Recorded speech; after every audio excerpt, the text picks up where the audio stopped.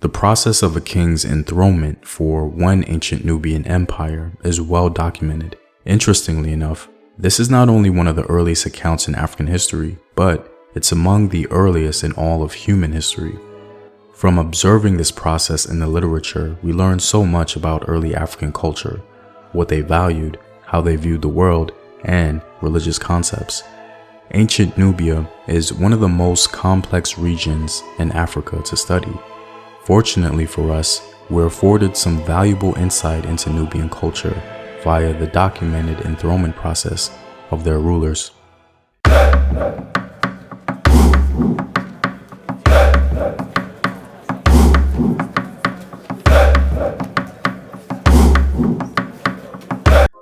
What up, African world? It's Home Team here, and welcome back to another video of African history, culture, and worldview. By supporting this channel on Patreon, you're helping in the creation of these videos and contributing to this content.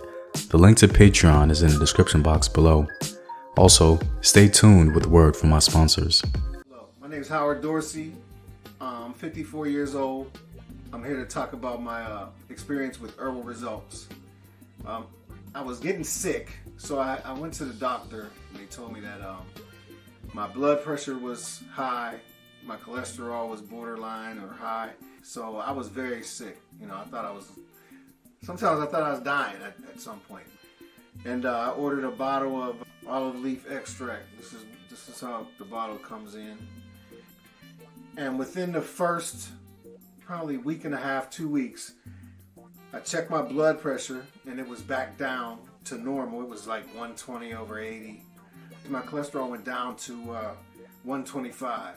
You know, I definitely believe that olive leaf extract from Herbal Results saved my life. And that's real. I mean, I recommend it to everyone in my family, my friends, and we've seen a lot of results in that manner as well. Purchase now at herbalresults.net. To begin, the foundation of this video is based on the critical work of Laszlo Torik. His research and writings on the Kingdom of Kush is an invaluable resource for those interested in Kushite history. So let's begin. Ancient Nubia can be considered a blanket term for the various peoples and cultures just south of ancient Egypt. Though vague, it's become a utility for those who wish to casually mention the cultures south of Egypt. However, it's become useless when trying to understand the various peoples in the region. Throughout history, there have been numerous ethnic groups just south of Egypt with varying languages and cultures who founded states, kingdoms, or polities. Perhaps the most powerful so-called Nubian group were known in the literature as the Kushites. For quite some time, the region inhabited by the Kushites was under the control of the Egyptians. It wasn't until the end of the Egyptian New Kingdom that the Kushites arose, becoming independent. The enthronement of a king was an elaborate process in Kush.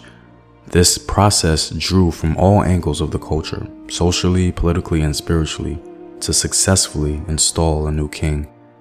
When it came to the enthronement of a Kushite ruler, scholars note how deeply influenced they were by their Egyptian neighbors. Though this is the case, there's more to the story. Further examination evinces a sort of interplay between Nubian or Nilo-Saharan culture and Egyptian culture. In other words, the Egyptians influenced the Nubians, and the Nubians influenced the Egyptians.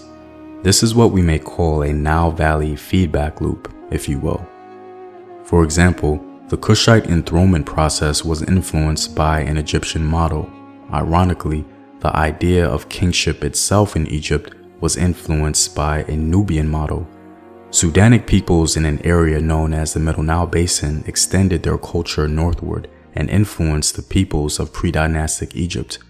Scholar Christopher Ehret explains it best.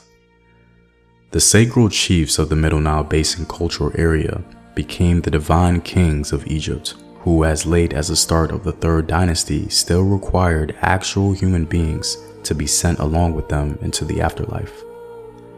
By 3500 BCE, a cultural world of sacred chiefdoms and petty sacred kingdoms was gradually coming into being in Nubia, and the ideas that undergirded these social formations also took hold in the far south of Egypt.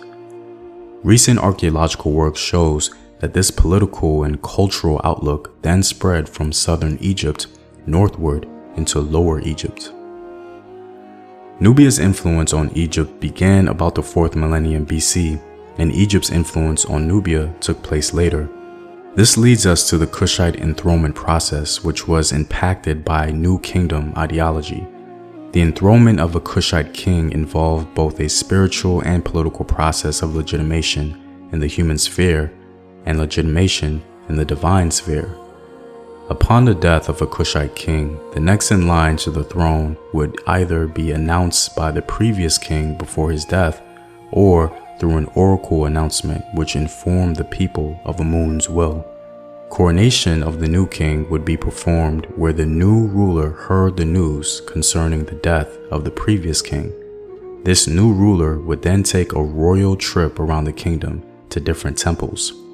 The royal trip of King Anlamani is recorded. After being confirmed in Napata, King Anlamani sailed northwards in the 2nd month of winter, refounding each district, doing good for every god, giving rewards to the prophets and priests of every temple compound at which he arrived. Every district was in a state of rejoicing on meeting him, shouting, thanking God, and bowing down.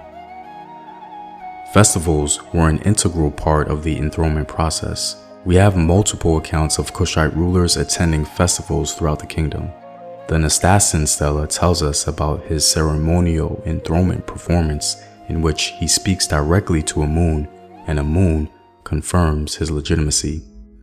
He spoke to me according as he already spoke to me, Amun of Napata, my good father.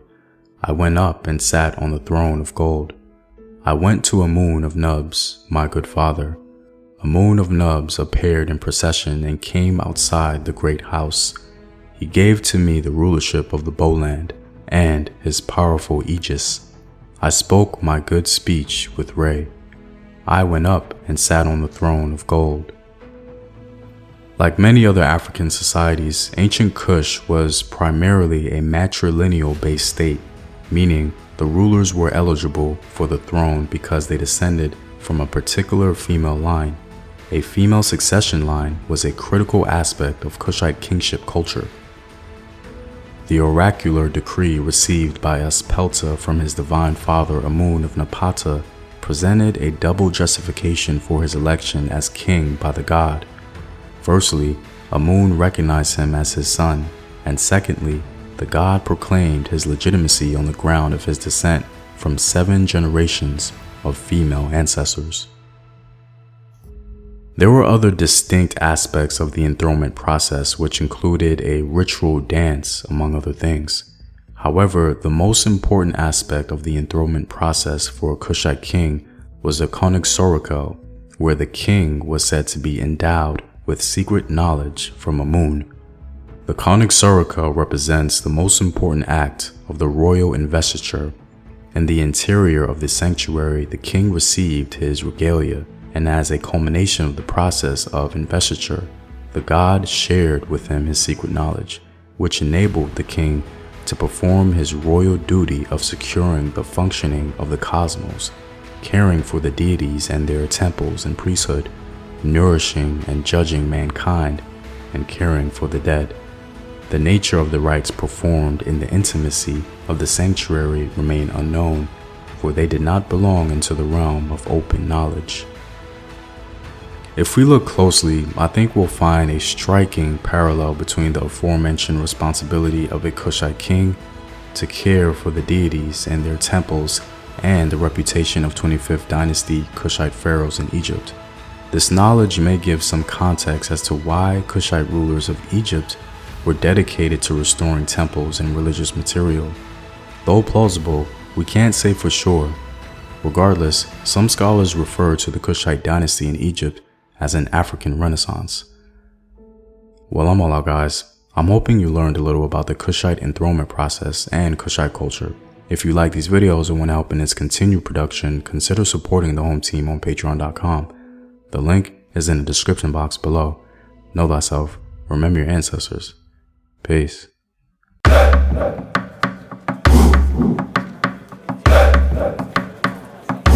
Bye.